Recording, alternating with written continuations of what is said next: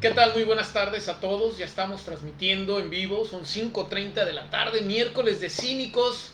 Antes de que me regañen, porque luego dicen que son miércoles de cine, miércoles de pachanga, que si es ombligo de semana, que si no sé qué. Total, que el caso es que... Es que yo lo ordeno, tengo que Sí, ordenar. el problema es ese, o sea, que al final del día siempre se la pasa regañando. Es lunes, no les miento, es lunes, y ya me está mandando WhatsApp para regañarme que si el programa, que si no sé qué, que Eso es esto, que pareja el otro. tóxica, la verdad. No, es más que mi pareja tóxica, o sea, no se puede con esta mujer. Pero bueno, me da gusto que ya estemos aquí. Tania, muy buenas tardes. Buenas tardes, Roberto, ¿qué Ya, tal? ya estamos aquí transmitiendo desde Boca del Río, Veracruz, con un calor que hizo hoy impresionante, en verdad. Eso nos dejó las lluvias, ¿eh? Era un calor Sí. chelero. Sí, ¿Estás de acuerdo? cómo no, Era la un calor verdad. chelero sí, porque sí. se antojaba la cervecita al Sí, mediodía, a la hora de la cómo no. comida, dirían las comadres, al mediodía, Sí, la hora del amigo. Sí, porque aparte de antes es borrachera, antes es alcoholismo, entonces, o sea, No siempre, pero bueno, te lo voy a dejar así, ¿sabes? bueno, pero entre semana, antes de las ¿Por 12 qué? ya O es sea, alcoholismo, ¿por ¿no? qué lo has de limitar a uno entre semana? O sea, ¿qué Y tiene? este licenciado que no guarda las normas, de No, verdad. pues pero es que bueno. imagínate, o sea, si algo, ay, no, porque es miércoles, ay, no, porque es martes. No, pues, pobre chava. Mi hermano, te mando un abrazo, un saludo. Pero ya estamos aquí. Aquí andamos. Miércoles de cine, ¿cómo estás? Muy bien, gracias a Dios, pues aquí andamos, como dices tú, con este calorcito chelero, horrible, asqueroso, la verdad. Pero bueno, pues aquí nos tocó vivir, diría Cristina Pacheco. Y ¿Bien pues Pacheco? aquí estamos, sí, Cristina Pacheco. Bien, Pacheco. Bien Pacheca. Pero aquí estamos y aparte pues hoy tenemos un invitado como todos los que hemos tenido de lujo y un tema bastante interesante para muchas personas, sobre todo en esta situación del COVID. Que de hecho estuvimos ya calentando motores ahorita Sí. en nuestro backstage y creo que va a resultar algo muy, muy bueno. Así es. Pero sí. bueno, antes de entrar en la materia, porque hay que darle el honor a nuestro invitado, como Así bien es. lo dices, Claro. tenemos nuestros saludos y anuncios clasificados. Empezamos por las mujeres como siempre, Tania. Pues yo anuncios nada más que ahora es promoción mía. Para el día 15 de septiembre vamos a tener cochinita y vamos a tener birria. Por Oye, si se animan. ¿y qué pasó con el pozole? He recibido comentarios de ese pozole. Sí, Yo lo ya, probé sí, y en sí. verdad se los recomiendo. Gracias, Está de... gracias. Yo no hago nada, Yo tengo un chef especial. No, está muy rico, se los recomiendo, en verdad. Pero bueno, la birria y la cochinita no se quedan atrás. O sea, esa sí levanta muertos, la Sí, birria. Así de que, sencillo. pues ya sabrán para el 15 de septiembre o se la guardan para el 16 y pues ya la cruda, pues ahí se la echan, ya saben, Con tequila, con tequilita. con tequilita. Con Pero tequilita. pídanle que les anexe una bolsita de chilito piquín que nos puso para el pozole. Uf, Va no, con Tokio. ¿para qué te cuento, mi hermano? Pero bueno, Muy bien, muy bien. ¿anuncios? ¿No traemos? Nada más, ahora sí fue anuncio personal. Muy bien. Saludos pues, a todos los que nos ven como siempre, muchas gracias por su asistencia. Sí, yo quiero mandar un enorme saludo a mi amigo Manolo, que fue el programa pasado.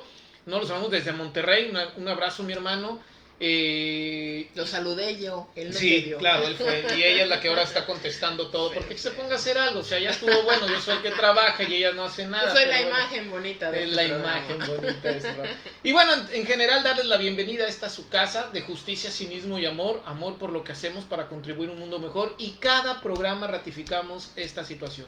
Queremos combatir la ignorancia enseñando. ¿Y qué mejor forma de hacerlo en este tipo de pláticas? Muy amenas, muy de casa, muy digeribles, diría, porque el otro día hasta mi madre dijo, saludos mamá, si me estás viendo, prende la VCR. Ah, no, ya no, es verdad. Ya no.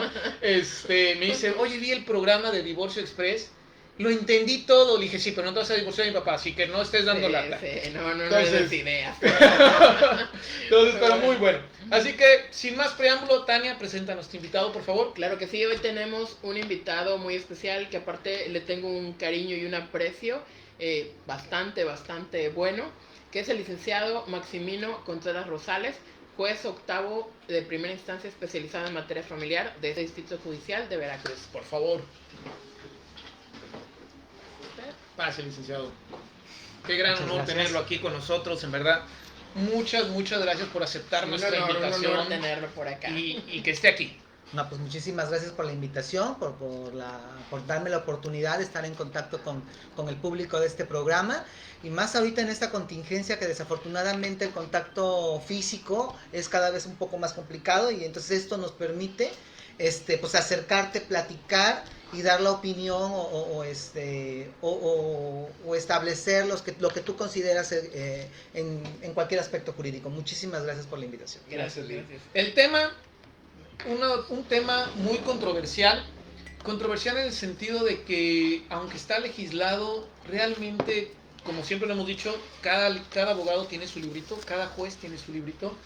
En lo personal, y antes de tocar el tema, también considero que el juez octavo es uno de los jueces que te permite escuchar, que te permite hablar, que te permite argumentar, y mis respetos, siempre ha dado unas resoluciones a favor o en contra excelentes. En verdad son de esas creativas que dices, sí me tengo que pulir en el amparo. Sí, es una persona que aparte una apertura, siempre tiene mucha apertura hacia el público y hacia los abogados litigantes y las personas en general. Así es. Y el tema, bueno, es audiencia de menores y depósito. La audiencia de menores, ahora con las reformas que tuvimos al Código Civil, pues por fin encontró un lugar, porque lo teníamos regado entre 2 o 3 artículos y también dependía mucho del criterio de nuestros jueces. Pero hoy por fin en el artículo 144, a partir de la reforma de junio de este año, quedó ya integrado dentro de su contenido. Y si me lo permiten, dice, para garantizar el interés superior del menor, se llevará a cabo la celebración de la audiencia de menores, misma que se fijará de oficio o a petición de alguna de las partes. Y se tomará en cuenta los preceptos legales estipulados en los artículos 133, 245 y 246. ¿Qué es la audiencia de menores? Bueno, la audiencia de menores es el derecho que tiene cualquier infante o persona menor de 18 años a poder intervenir en cualquier procedimiento judicial en donde sus derechos se encuentran involucrados. Es cierto que en nuestro código anterior, antes de la reforma del 10 de junio, no estaba establecido de una manera clara o precisa. Estaba vertida, como bien lo mencionaste, a través de los artículos 157, 345 del Código Civil. Ahora ya existe un apartado que dice sí se debe de escuchar al menor en todo tipo de asuntos. Pero además, en la Convención sobre los Derechos del Niño, el artículo 12 establece el derecho del menor a intervenir en cualquier procedimiento judicial. Anteriormente, hace, no sé, 10 años tal vez, no se estilaba tanto escuchar al menor. No, o claro, se escuchaba a lo mejor en algunas condiciones muy, muy particulares. Ahora es obligación del órgano jurisdiccional atenderlo, qué es lo que dice, qué es lo que piensa, qué es lo que opina. Y esto pues sí nos da un sinnúmero de requisitos, no nada más es recibirlo en la oficina, ¿no? Sino que se lleve a cabo todos los requisitos, todo el protocolo para poder escuchar, para poder atenderlo. Es para el juzgado, para el órgano jurisdiccional, es una diligencia especial, es una diligencia donde se debe de tomar todas las medidas necesarias para poderlo atender, previas y posteriores a la audiencia. Es muy significativo en todos los procedimientos y depende mucho de la complejidad del asunto, ¿sí? Aparte yo digo que, bueno, para mí me gusta mucho la audiencia especial de menores, creo que es una de mis favoritas, porque sí es importante a veces escuchar a los niños, sobre todo escuchar esto de ver si no vienen alienados, si no vienen preparados, si vienen con temores, con miedo, con resentimiento hacia el papá, que sea algo que realmente el papá haya hecho o la mamá haya hecho. A mí me gusta mucho esa audiencia, la verdad, y creo que eso ha sido un gran acierto, tener audiencias especiales, porque los niños deben de ser escuchados. A veces los papás pues podemos decir muchísimas cosas, pero el niño es el que nos da la verdad. No, y es cierto, ¿no? Los que estudiamos en la prehistoria, vuelvo a insistir con Burgoa, con garantías individuales. Tú, ahora sí, claro, sí. Nosotros somos chavos. Pues era incluso seguir el criterio de la Suprema Corte, donde decía que el niño tenía que estar con la mamá hasta los 13 años, ¿no? Y era un criterio perfectamente establecido y los jueces difícilmente se movían de ahí. Y en los casos de divorcio me tocó ver varias ocasiones en donde el juez designaba con quién se iba a quedar los niños y los niños no querían quedarse ahí. Entonces esta garantía de audiencia para involucrar a nuestros menores creo que ha sido el acierto más grande que hemos tenido en nuestro sistema jurisdiccional y máxime en respeto a los derechos humanos, a la Convención sobre los Derechos de los Niños. Así es. Sí, por supuesto, es muy importante porque bien como lo decía Tania, en muchos casos el juicio o el procedimiento está lleno de escritos, está lleno de las posturas que posee cada una de las partes, el papá, la mamá, por regla general. Y nos da su opinión sobre cómo debería qué es lo que debería de suceder sobre el menor y quién es el mejor o quién consideran ellos es el adecuado para ejercer la guardia y custodia. Pero lo cierto es que el menor te puede dar un panorama mucho más claro, mucho más natural de lo que él considera o de su opinión y cuál es su entorno real, y si es necesario en realidad cambiarlo de ese entorno para salvaguardar su derecho, o bien mantenerlo ahí con las medidas adecuadas para salvaguardar su derecho. Pero la audiencia, a ver, ¿en qué se ha convertido verdaderamente esta audiencia menores? En señalar con quién se debe quedar un menor, en aportar un elemento probatorio dentro del juicio, o definitivamente en velar por el interés superior del menor. Bueno, yo creo que la audiencia no con ella vamos a concluir. Esto es una parte de un procedimiento, es muy importante. Tampoco quiere decir que lo que vayamos a acatar la opinión o los deseos del menor, porque no debemos de dejar pasar que se trata de una persona que está en una situación de vulnerabilidad, que es un sujeto que debe de ser protegido y se le deben de brindar todos esos derechos para que él se pueda desarrollar plenamente. No necesariamente se tiene que adecuar a sus deseos.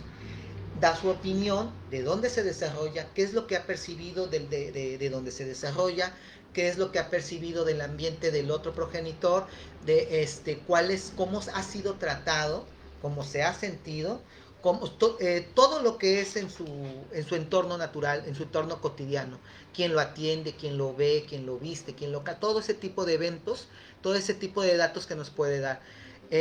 Y partir de ahí para poder disponer sobre una guardia y custodia provisional o en definitiva. Pero escucharlo cuáles son sus temores, cuáles son sus posturas.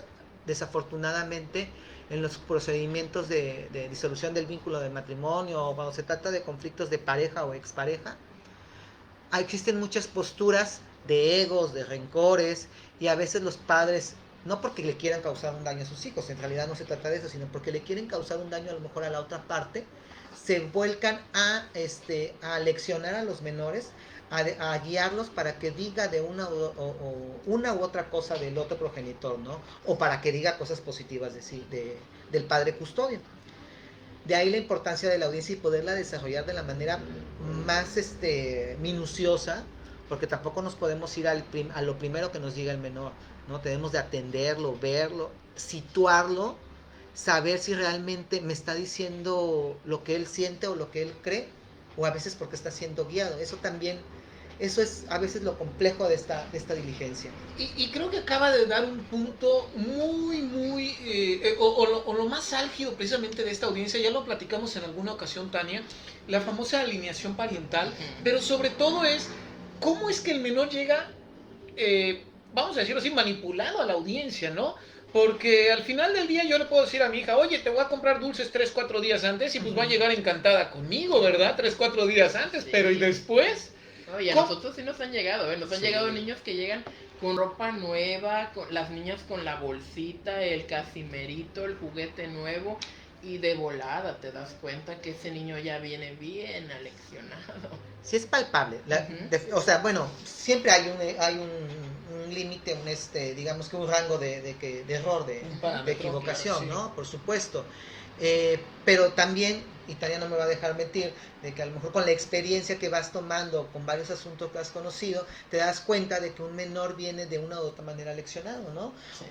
A veces de manera dolosa por parte de los progenitores. ¿Puedo ayudarte con alguna otra cosa? Pero aparte dolosa por parte de los progenitores, a veces de manera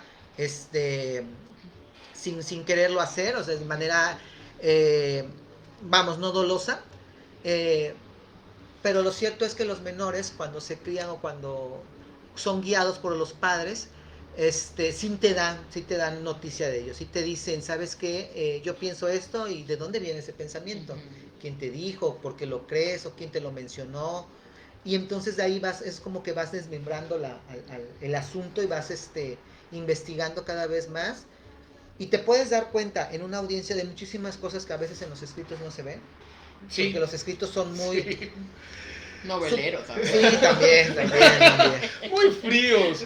Fríos. Son muy fríos, ¿no? O muy, O muy encarnizados, románticos. o muy románticos, o muy groseros. Muy Rosa también. de Guadalupe. Groseros, sí. Sí le ha tocado escritos groseros, licenciado. Sí, Digo, uno como exacto. abogado trata de expresar lo mejor posible, ¿no? No sé. Creo que la base hoy en día es la Lo bueno argumentación. es que no le ha tocado que subieron el meme, ¿no? Que dice, el abogado del diablo, si usted no me hace esto, le va a ir mal. Bueno, así no me ha tocado, pero sí me ha tocado a veces algunos argumentos que denostan a la otra parte, ¿no? Ujú. Desafortunadamente estamos en una sociedad que hay muchos tintes de machista, aún en esta época hay mucha gente que estigmatiza a cómo Claro. debe de ser el rol de la mujer y cómo debe de ser el rol de los hombres. Entonces, cuando eso no está en los parámetros de ellos, a veces se señala y se acusa como algo negativo.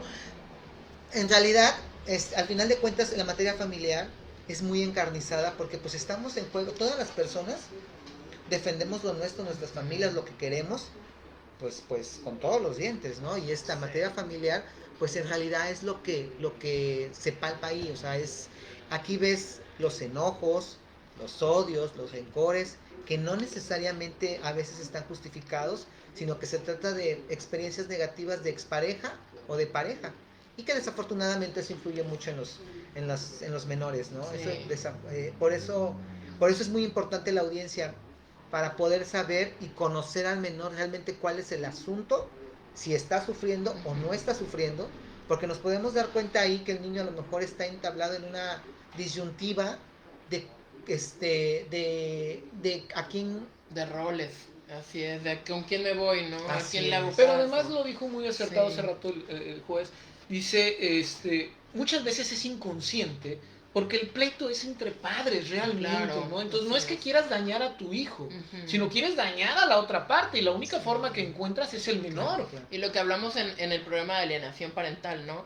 Que todo el daño, no saben el daño que le causan, porque no nada más es un daño Actual. emocional de ese momento, no, sino que va pasando y va pasando el tiempo y va sufriendo daños emocionales, psicológicos, les da trastorno de ansiedad, tienen trastornos de sueño, trastornos alimenticios, los niños dejan de comer porque se sienten tan estresados de que viene la audiencia. Aparte, yo he visto audiencias del licenciado Max y la verdad es que para hacer una audiencia de menores se debe de tener muchísimo tacto, muchísimo con los niños, porque ellos llegan realmente estresadísimos.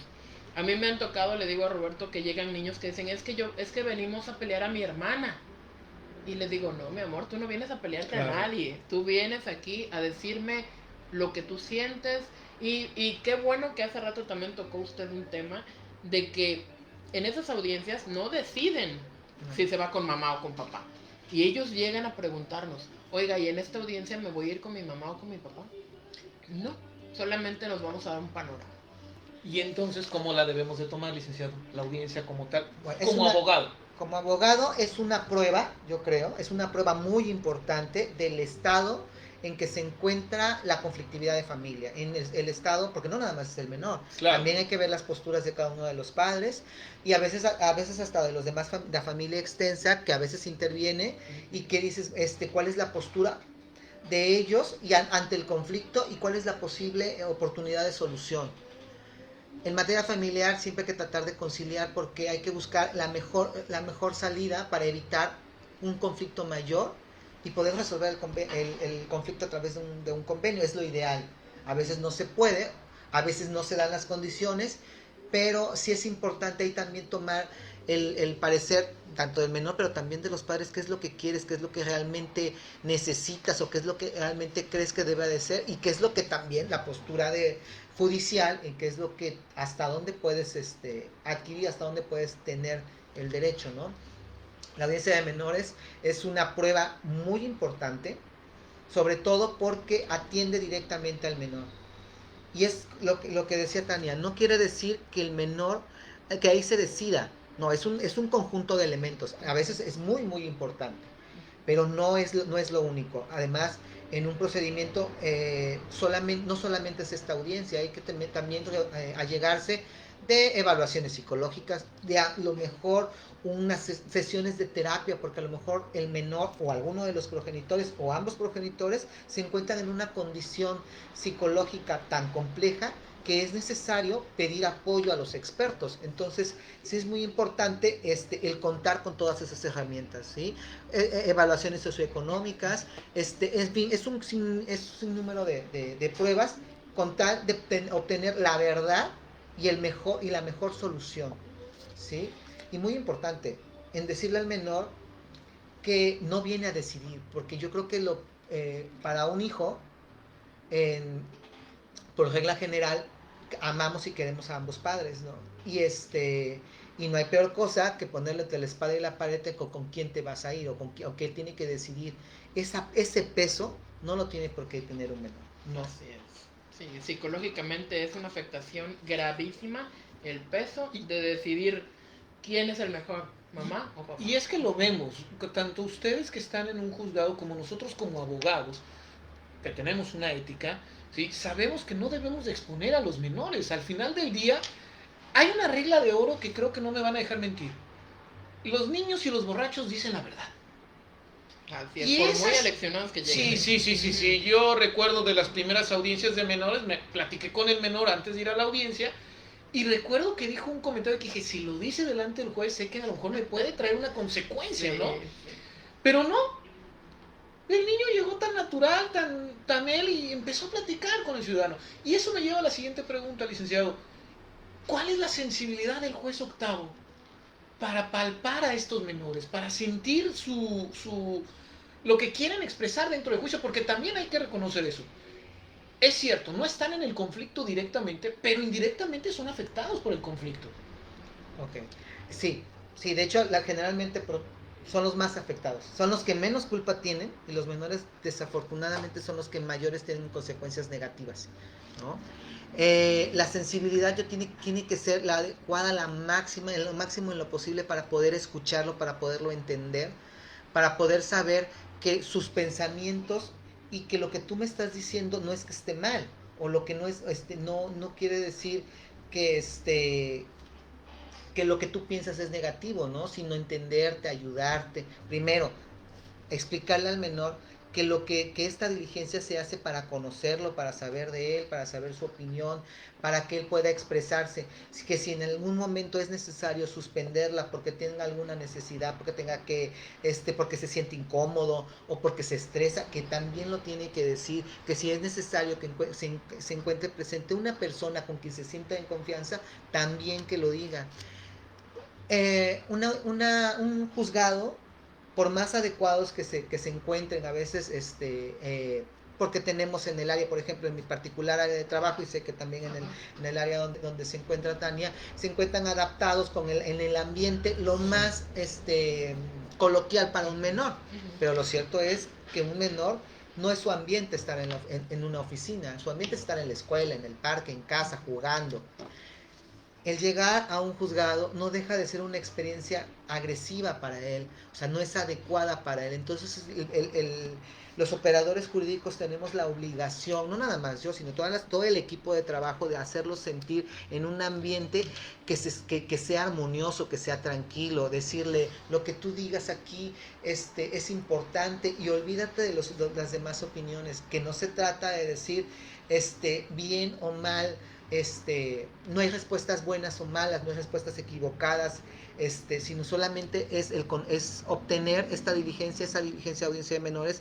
La intención es obtener conocimiento, saber cuál es tu situación, la verdad, lo más allegado tu postura, para poder resolver en consecuencia, para poder ayudarlo, o sea, apoyarlo, o a lo mejor apoyarlo a alguno de sus padres, o a lo mejor también, a veces es explicarle que pues las circunstancias a lo mejor no son tan adversas como él lo ve, o no son de la postura de que él lo ve, pero de la manera, con sus propias palabras, atienden. Eso depende mucho de la edad también. No es lo mismo platicar con un niño de 5, de 7, de 10, 15 o 17, ¿no? Es dependiendo también a su educación, a la instrucción, atendemos a veces a personas con capacidades diferentes, y también nos debemos de situar en el grado del sujeto con el que vamos a entrevistarnos. Entonces la sensibilidad es muy importante, de ahí depende mucho el obtener la información necesaria y a veces si no tenemos esa adecuada sensibilidad, a veces podemos dar un comentario erróneo, un argumento que a lo mejor no es adecuado a las condiciones y podemos generar un conflicto o podemos generar un temor o podemos generar a lo mejor un problema que no venía el menor con ese, ¿no? Entonces sí es muy importante el tratar de que esto sea con la mayor sensibilidad posible y adecuado a las circunstancias del caso. Dijo hace rato también algo muy muy importante. La Suprema Corte ha señalado por criterio que la edad mínima, que la edad para una audiencia de menores del menor es atendiendo, o mejor dicho, sí, la edad suficiente para un menor para este tipo de audiencias es dependiendo de su madurez. ¿Qué edad? ¿Qué edad es la mínima que pudiéramos tomar en consideración, Lili? Desde luego que cuando estamos hablando de personas recién nacidas, de bebés, obvio, pues sí, es muy difícil, o sea, no vamos a poder obtener información. Pero yo creo que dependiendo el desarrollo del menor, pero yo creo que un niño de 1 año nos puede, a lo mejor no nos da información, pero sí nos puede mostrar con sus movimientos con quién está adecuado. A veces llegan los padres y dicen, es que no, el padre o la madre custodio dice, es que la otra parte no ve al menor, el menor no lo quiere, el menor llora.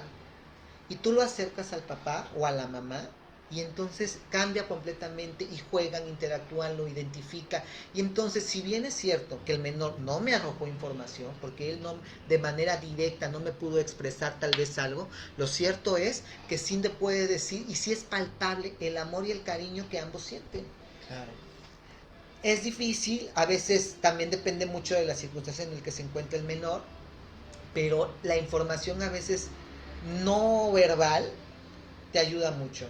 A lo mejor llega un menor con una información dada por alguno de los padres y que dice que se expresa de una u otra manera, pero cambia totalmente el sentido cuando ves que el padre no custodio o el custodio se acerca, lo abraza, interactúa, sí, y cambia completamente. Entonces dices, ahí tuvimos que guiarnos a veces de la información no expresada con palabras, sino a través de los sentidos, ¿no? Por eso también es muy importante esta entrevista, porque no nada más es la información que yo me pueda llegar del menor, del sujeto, del infante, sino lo que el personal judicial puede percibir a través de los sentidos.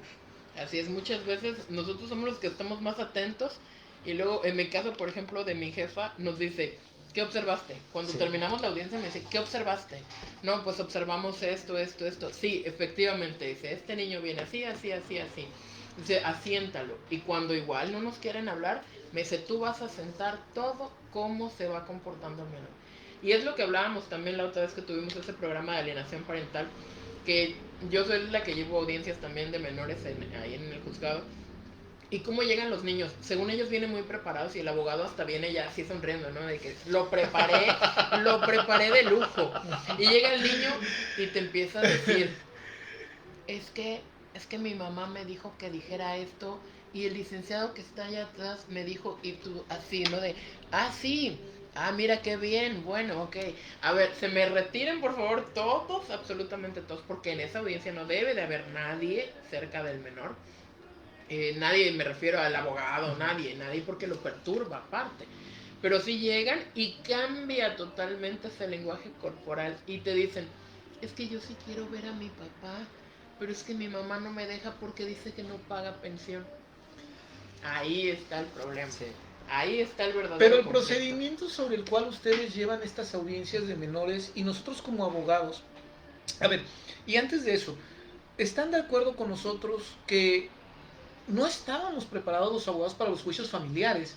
Porque antes era muy mecánico un juicio familiar y hoy en día es un juicio en donde los sentimientos a flor de piel se transmiten como tal dentro del juicio y a veces hasta nos cuesta trabajo acreditar estos elementos, estas cuestiones. Sin embargo, en estas audiencias, por lo general, y así ha sucedido en los 4 juzgados familiares que hay aquí en Veracruz, se encierran ustedes con el menor. Está, por ejemplo, como tú lo acabas de decir, Tania, tú pasas y levantan una minuta. Pero nosotros como abogados, y sin que se escuche algo comprometedor, ¿cómo podemos también tener acceso a esta audiencia o que se nos dé un uso de la voz para manifestar algo? Porque al final del día, hasta donde yo tengo entendido, no hay una grabación.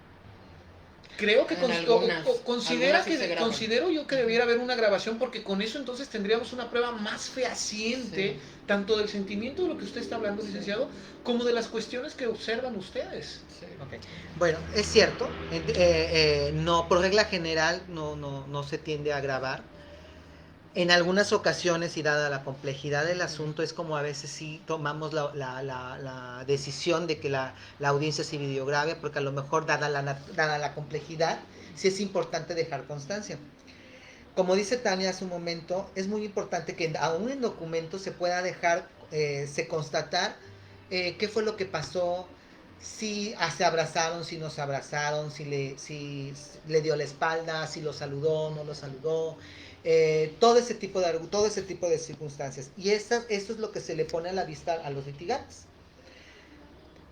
Por regla general, los litigantes no intervienen directamente en la diligencia, pero por supuesto que al día siguiente pueden hacer manifestaciones al respecto. Bien, eso sí. y se les respeta, porque además la diligencia es un elemento, es una prueba, y es debatible también para las otras partes, ¿no? Aun cuando se trata de un elemento o una prueba que se preparó y que se llevó a que se reprodujo en el juzgado, lo cierto es que también las demás partes pueden hacer sus manifestaciones, es su derecho de réplica, y se deben de atender.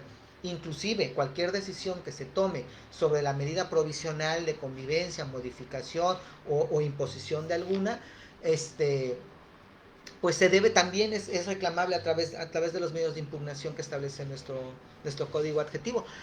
Lo cierto es que tal vez, yo creo que en el futuro, y vamos tendientes para allá, yo creo que el sistema oral tiende a esta parte de que no todas las videograbaciones sean de lo más constantes o ya de manera definitiva para este tipo de diligencias, ¿no? Yo creo que a esto va encaminado el derecho familiar, es a que todo se videograbe, no nada más el familiar, ahora lo vemos con varias materias, claro, ¿no? El familiar yo creo que va a incursionar por esa vía. Uh-huh. Así es. Bueno, por ejemplo, yo en mi caso he visto que se videograman, pero nada más las que son ordenadas por el federal. Porque sí, el federal quiere constatar, como el juez de distrito no puede ir con nosotros, él tiene que constatar cómo se comporta el menor. Que está un poco difícil porque al menor lo volteamos. O sea, no se le ve la cara. Entonces, ¿cómo puedes percibir también el lenguaje del niño, no? Ahí sí nada más te vas por puro auditivo. Pero sí, ahí es la única manera en la que se videograban, y esta grabación se va directo al federal. En algún momento me tocó una audiencia donde incluso estaban presentes psicólogos del DIF. Ah, sí, también. Sí. Así es. Sí, ¿Esto es siempre o nada más en casos especiales o a solicitud de parte o cómo? Bueno, no tenemos como tal una normatividad de cómo llevar a cabo las diligencias. Atendemos el protocolo de actuación editado por la Suprema Corte en el 2012, si mal no recuerdo. Y ahí establece la asistencia de un psicólogo. Nosotros contamos, no directamente en la oficina con un personal psicológico, pero sí contamos con el Centro de Convivencias Familiar, y ese Centro de Convivencias está dotado de psicólogos que a veces nos auxilian en la diligencia. Perfecto. Hay diligencias que sí están con nosotros y nos apoyan, y ellos nos dan su opinión y también cuál es la postura del menor o cuál es su percepción como profesional psicólogo sobre la conflictividad de familia y la opinión de cómo se pudiera resolver. Debemos de contar con este tipo de asesoramiento, porque al final de cuentas, uno, aun cuando tratas de llevar la diligencia lo más armónica y lo más con la sensibilidad adecuada para atender al menor, lo cierto es que mi formación es jurista, no tengo el conocimiento psicológico que sí es importante conocer aquí. Al margen de ello, por regla general, en todos los procedimientos se mandan a evaluaciones psicológicas a todas las personas que intervienen, precisamente para que nos den su opinión, ya sea en el Centro de Convivencias Familiar o bien con el personal del DIF municipal, conforme al domicilio de cada uno de los intervinientes. Y yo creo que también, bueno, si los abogados ya quisieran ver lo que tú decías, ¿no? De cómo se comporta el menor y todo eso. Ahí está el punto. No, es que a lo mejor antes de la audiencia yo puedo pasar a hablar con un juez y decirle, oiga, quisiera que se grabara la audiencia para que quedara constancia fehaciente al respecto. A lo mejor me pueden acordar favorable, decir, preséntalo por escrito, aquí está mi escrito. Sí, pero ¿No? O manifiéstelo de viva voz, pues aquí ahora lo manifiesto si no tengo intervención hasta el final. Okay. Y también podría ser de que, bueno, yo he visto que también nos meten... cuando la solicitemos. Sí, nos meten evaluaciones psicológicas por fuera. Y sí. ya se refuerzan con las del DIF. Sí, claro. Y son geniales porque, o sea, a lo mejor y las del DIF o las del Secofam algo le falle o algo ahí esté cojo.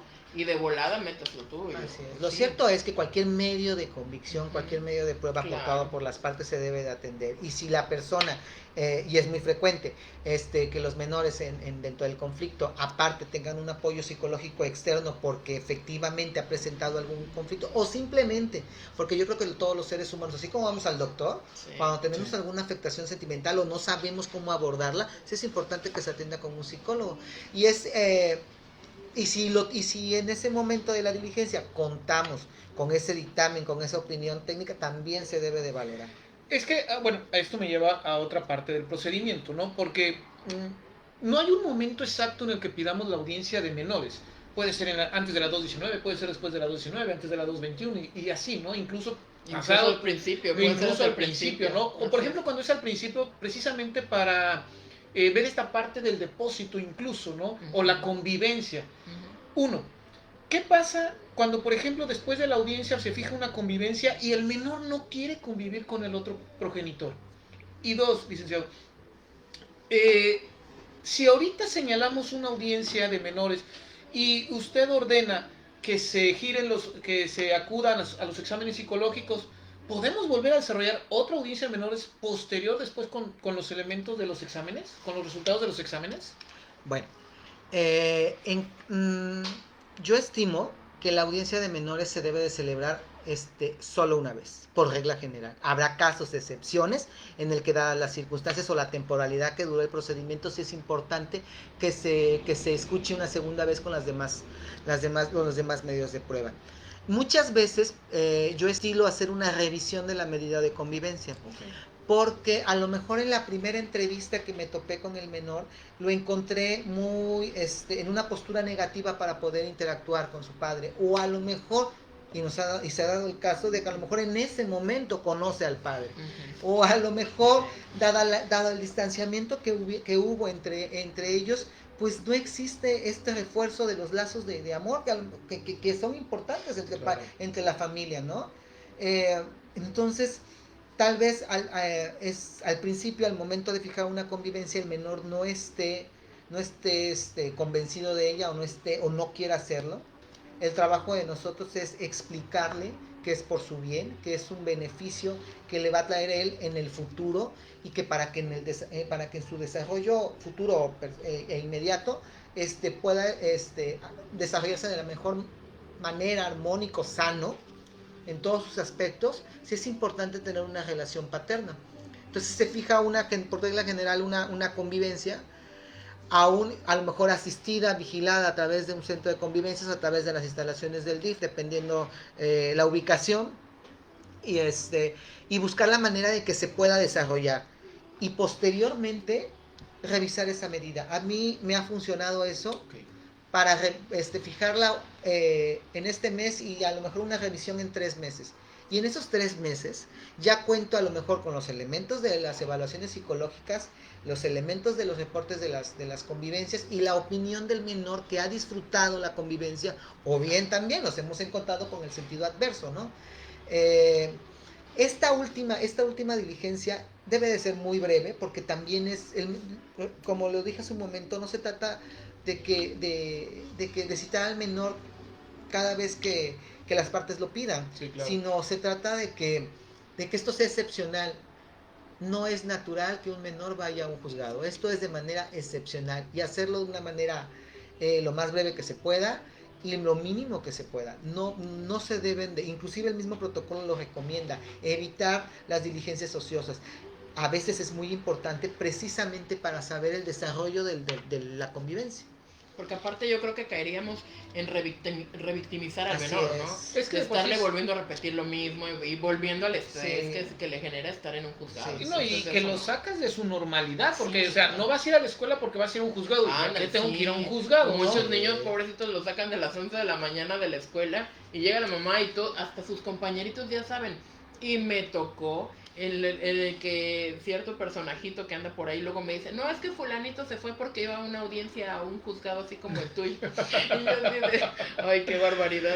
O los niños hablan todo, aparte. O sea, llegan en la escuela y, no, es que voy a una audiencia porque mi papá engañó a mi mamá, ¿no? Y tú así de, ok, ¿no? Por eso te digo, Pues es revictimizarlos. los niños y los borrachos dicen Sí, la verdad. no, y los niños son preciosos. Pero, aparte, a mí pero- me encanta todo. Y además son unas esponjas, o sea, insisto, Sí. trabajar con ellos es, uno Es como precioso. abogado es hermoso. Creo que la parte Ujú. del derecho familiar, dentro de nuestro derecho, perdón, los juicios familiares, creo que es una rama donde debemos de tener una mayor sensibilidad y cuidado, y que como abogados debemos estar al pendiente de ello, ¿no? Es cierto, tenemos un cliente al que tenemos que defender o accionar, pero al final del día, como abogado también tenemos que pensar en los menores, porque son los que repercute todo. Es lo que siempre te comento, ¿no? Siempre comentamos en este programa que hay abogados, de verdad, ya los abogados deben de cambiar su mentalidad.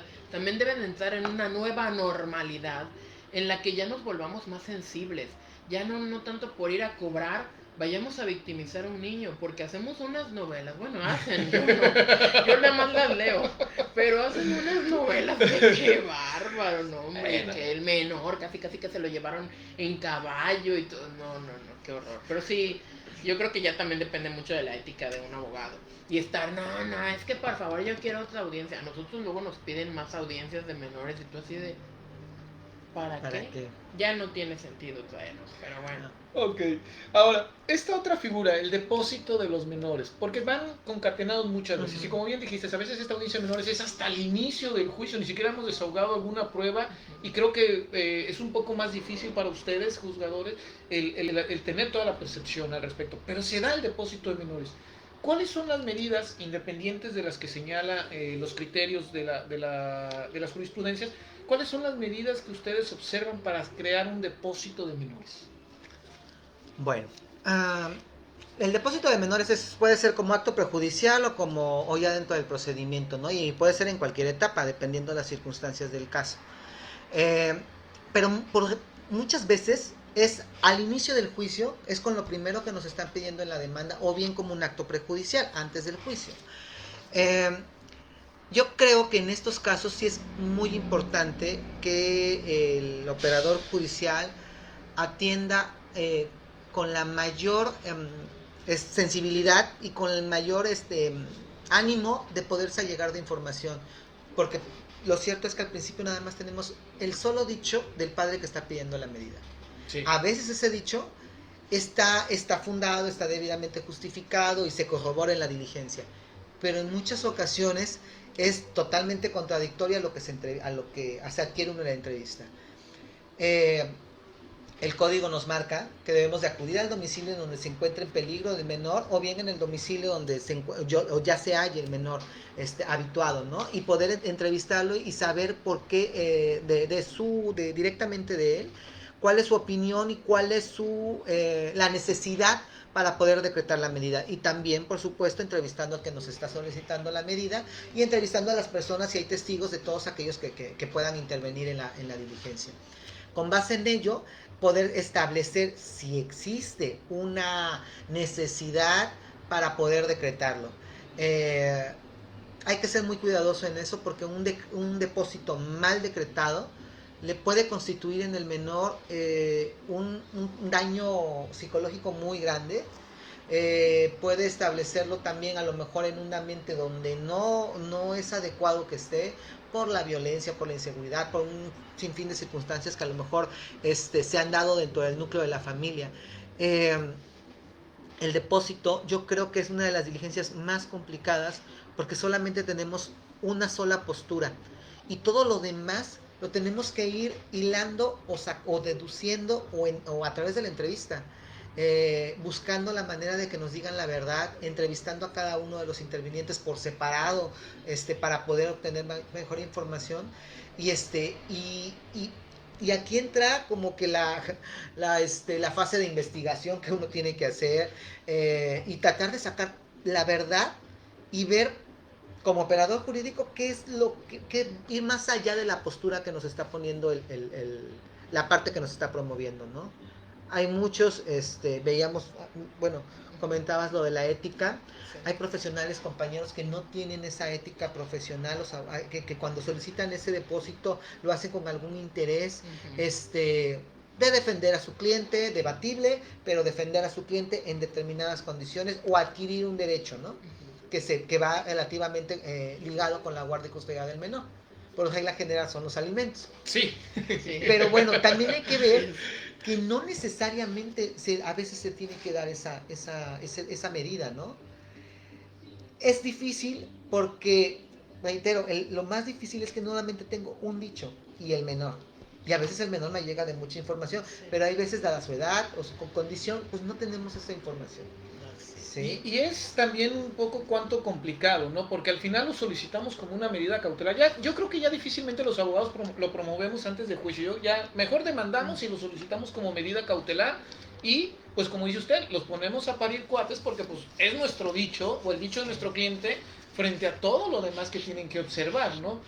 Pero, y también no encontré algún criterio, es más, encontré criterios en contra donde decía, es que no se le debe dar vista a la contraparte para cuando se solicita como medida, porque es precisamente eso. Una medida urgente. Una medida urgente, una medida cautelar. Entonces no se viola la garantía de audiencia.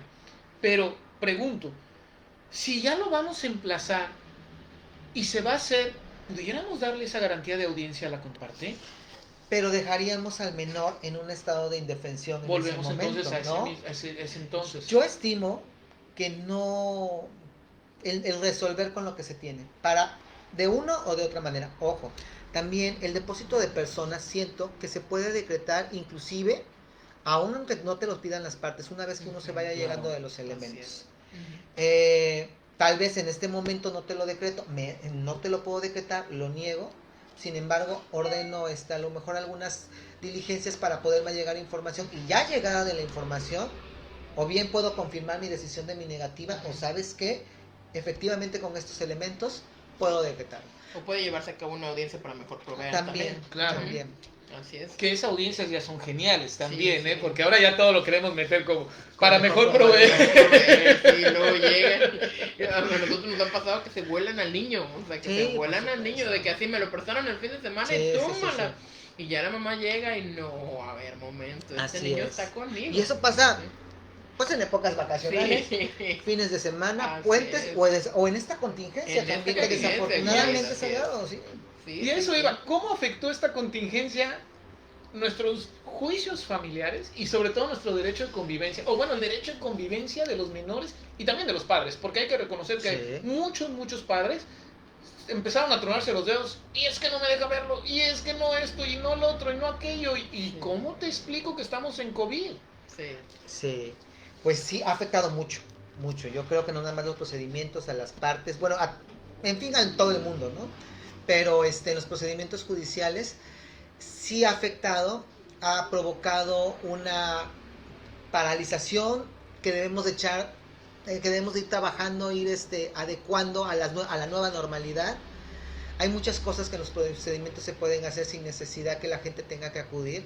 Ahora ya hay un sinfín de comunicaciones virtuales que también se pueden adaptar a los procedimientos. Pero en relación a las convivencias, sí ha sido un tema muy afectado, un rubro muy afectado. Primero porque la convivencia implica que el menor se traslade de un lugar, del domicilio del padre custodio, de la madre custodio, al domicilio de la parte contraria, y eso es una actividad de riesgo, ¿no? Se acaba de pronunciar nuestro circuito en el sentido de que se debe de reservar la convivencia hasta la convivencia presencial hasta en tanto se esté en condiciones de la contingencia. Ha establecido también que se pueden hacer la interacción a través de métodos virtuales, la videollamada, la videoconferencia y cualquier tipo de comunicación que la tecnología lo permita. Y eso es muy bueno, ¿no? Gracias a Dios, a estas alturas existe esa gran oportunidad que hace años no existía, ¿no? Claro. Y esto es una gran oportunidad de comunicación. Sin embargo, los seres humanos y los niños necesitamos el contacto físico. Dadas las condiciones, a veces sí se ha establecido de que debemos de mantener el distanciamiento social, inclusive hasta con nuestros miembros familiares. Es debatible también, pienso, porque el padre custodio tiene tanto derecho, tiene la obligación de cuidar la salud del menor, y eso implica establecer todos esos mecanismos que nos ha hecho hincapié tanto el gobierno federal, Secretaría de Salud, la Organización Mundial de la Salud, pero también el padre no custodio tiene esa obligación y esa carga. Y también, ¿por qué negarle esa oportunidad, ¿no? ¿Por qué desecharlo de plano? Entonces, todo depende del caso concreto. Yo siento que si se aseguran las medidas de seguridad, el menor puede convivir con el padre no custodio. Es debatible atendiendo el caso en particular. Claro, porque también ahorita, así como bien decía usted, es difícil que los niños están totalmente encerrados. Y hay niños que sí han estado, o sea, sí conviven con los papás, y no verlos también es una afectación. También el decir, híjole, es que no veo a mi papá. Y pues la videollamada nos adelanta, claro, nos facilita la situación. Pero es un teléfono, o sea, no es lo mismo que abracen a su papá, que abracen a la mamá en caso de no ser la custodia. Y sí, es difícil, pero sí, efectivamente yo creo que se podían tomar unas medidas en las cuales si el padre no custodio o la madre no custodia dijera, a ver, yo lo voy a llevar en un taxi, pero es un taxi en el cual la persona tiene una mampara, se cuida, se protege, se su cubrebocas, llegamos al lugar, está desinfectado, tengo todas las medidas de seguridad. Está genial, claro. Sí puede, sí se Son puede. esas mismas medidas que debe tener el padre o la madre no custodio. O sea, exactamente. El padre o madre que tenga ejerciendo la guardia y custodia, ¿no? O sea, esos mismos cuidados que debe tener el otro. Entonces, todo depende mucho de las circunstancias en particular, de la actividad. A lo mejor el padre custodio o la madre custodia, a lo mejor, dada la naturaleza del trabajo, tiene que salir. Y eso también es una actividad de riesgo. Claro. Y a lo mejor el padre o madre no custodia, pues dadas las circunstancias del trabajo, lo puede hacer tal vez desde casa, a distancia. Y esa es una oportunidad de que, bueno, pues puedo adecuar o puedo tener esa convivencia. Estamos en una situación extremadamente compleja, o sea, que yo creo que al menos en esta generación no nos había tocado vivir. Y tenemos que adaptarnos a esta nueva normalidad que cada vez nos involucra más distanciamiento y medidas de seguridad, higiene, pero también no podemos perder de vista el derecho del menor. Y nuevamente esta complejidad, y lo platicábamos incluso antes de entrar al programa, ¿no? ¿Qué pasa con aquellos padres que supuestamente sí tienen todas las medidas de cuidado para evitar el COVID? Y llega el otro padre y te dice, es que no los tiene, ¿no? Y quiero convivir, y porque él sí y yo no, y volvemos a entrar en este estire y afloje. Me cuesta mucho trabajo a mí creer que como abogados a veces no hacemos entender incluso a nuestros propios colegas que queremos llegar a un arreglo, o que tenemos que llegar a un arreglo por el bien de los menores. Preferimos estar desgarrándonos para defender a los padres que de por sí ya traen un pleito y todavía calentarnos más, como para todavía estar comprando estos asuntos, ¿no? Pero sí es complejo esta situación del COVID cuando argumentamos estas problemáticas, ¿no? De que lo está o no lo está cuidando, qué debemos o qué no debemos hacer. Sí, es muy complejo, todo depende del asunto en concreto, y también es complejo a veces que no contemos con la colaboración, o las partes no tengan la colaboración digna de un abogado que nos represente, no para ganar el asunto, sino para obtener un beneficio común o un beneficio para el menor. Yo les digo mucho a veces a las partes, no se trata de ganar o perder el juicio, sino se trata de buscar el beneficio para el menor, el que ya no tenga mayores afectaciones, porque en definitiva en todos los problemas familiares, todos de todo el mundo, pues tenemos afectaciones en todos los sentidos, a lo mejor unos más, unos menos, en todos los grados, pero la idea es resolverlo sin tener que hacerlo más encarnizado, más golpeado para las partes, que sufran menos. La idea es buscar una solución los juicios familiares involucra no nada más el vencer en un procedimiento judicial, el que yo obtuve sentencia favorable, sino el que nuestra vida personal, nuestra vida familiar, se va a un procedimiento que a veces, en muchas ocasiones, nada más son rencores, egos, y que al final de cuentas debemos de atender nosotros como seres humanos para poder solucionar el conflicto. Pero es a veces difícil, a veces contamos con abogados éticos competentes que nos pueden apoyar en ese sentido. Hay veces que, pues bueno, no todos los profesionales se conducen en el mismo... Y también respetables, debatibles a lo mejor la manera de conducirse, pero pues bueno, son cuestiones que debemos de trabajar en el camino del procedimiento. Sí, como decía Braulio, ¿no? La conciliación es lo de hoy. Sí. O sea, llegar a una conciliación, ya no llegar a estos juicios. De verdad, yo tengo juicios creo que desde que abrimos nosotros los juzgados familiares, están los juicios desde el 2014 abrimos. O sea, ya 6 años de un asunto en el que están estire y afloje, no. Hay un comercial incluso, ¿no? Que dice, este asunto, y lo pasan que son como 2 o 3 tomos de este tamaño, Sí. y se lleva 15 años. Se murieron las partes, vinieron los hijos sí. y en 15 minutos se arreglaron. Sí, o sea, nosotros tenemos personas que ya se murieron. Creo que pasa eso Sí. con nuestros juicios familiares. Al menos por mi parte, por último, influye mucho todavía el hecho del semáforo epidemiológico para que tengamos ya nuevamente convivencias normales, y las entrecomillo porque esto de la nueva normalidad normal es muy curioso, ¿no? Pero dependemos todavía de esta situación. Bueno, la contingencia es algo, la pandemia del COVID nos ha pegado a todos, ha afectado la vida de todos los seres humanos. Con especial afectación a los menores que por cuestiones ajenas al menor se ven en el conflicto de que no puede vivir con ambos o que no puede interactuar con ambos. Sí afecta porque a lo mejor el padre no custodio, o la madre custodia o el padre custodio no está cuidando las medidas de seguridad. Aquí lo importante es concientizar al padre, a la madre o al cuidador, dependiendo del caso, que realmente es muy importante que el menor se sitúe en un estado de salud óptimo, que se cuide su higiene, el lavado de manos, el desinfectar el lugar en el que nos encontramos, el no acudir a determinados eventos, evitar el cúmulo de personas, el evitar el salir a lo mejor si no es indispensable.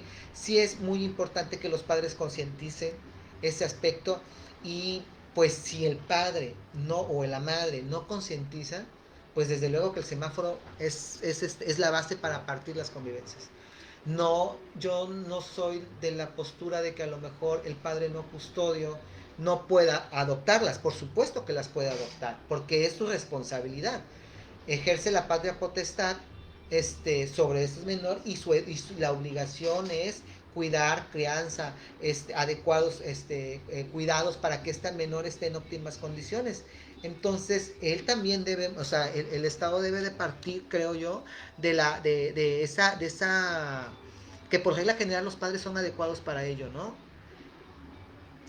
Hay que concientizar a los padres, y ese también es trabajo por parte del Estado. Yo creo que no nada más del Poder Judicial, sino de todas las instituciones del Estado, el concientizar, y no nada más a los padres, sino a todos los habitantes del país, que debemos de cuidarnos y tomar las medidas adecuadas para evitar una propagación más. Ahora esperemos que ya los niveles están bajando, esperemos que ya pronto esto vaya cambiando, y pues que esto nada más sea una parte de un bache, y que podamos reanudar los vínculos familiares, sobre todo para los menores y aquellos que han sufrido la desafortunada situación de haberse aislados por X circunstancia, pues buscar la manera de que de este refuerzo de los lazos familiares, si son adecuados, por supuesto. Perfecto. Así es. Pues se nos ha ido el tiempo, les Como dije yo siempre. que como siempre este era un tema que nos puede dar 1,000 conferencias, Así 1,000 es. pláticas. Pero ya dice que la siguiente la cobra.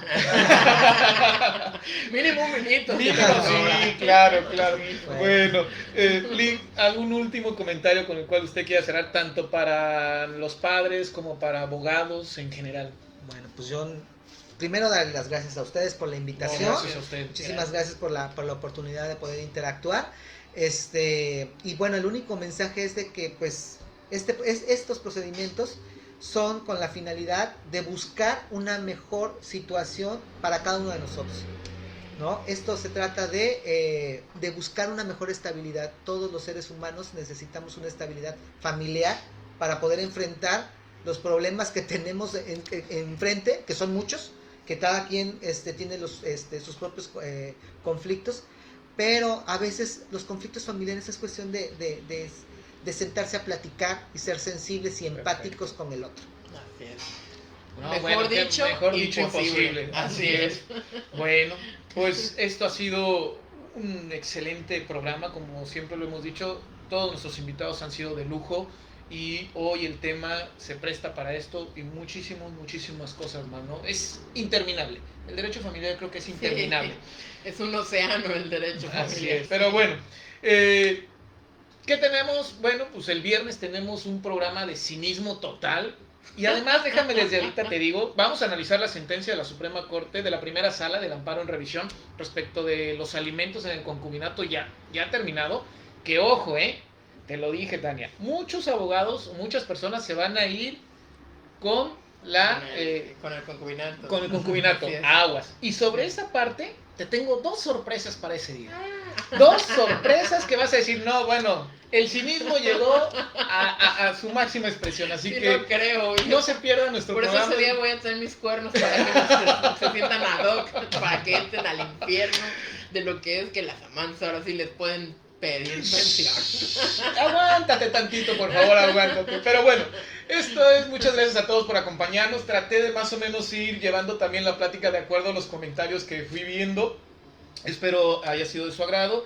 Esto es de justicia, cinismo y amor. Amor por lo que hacemos para contribuir a un mundo mejor. Y los esperamos este viernes a las 5:30 de la tarde. En verdad, no se lo pierdan porque las 2 promesas que le acabo de hacer a Tania, yo sé que va a ser algo fenomenal. Muchas gracias a todos. Licenciado, nuevamente muchas gracias. Muchísimas gracias a ustedes. Tania, Roberto, muchas gracias. Gracias, licenciado. Gracias también. Muy buena Un honor tarde. haberlo tenido. muy buena tarde a todos. Excelente día y muy buena noche. Hasta luego. Hasta luego.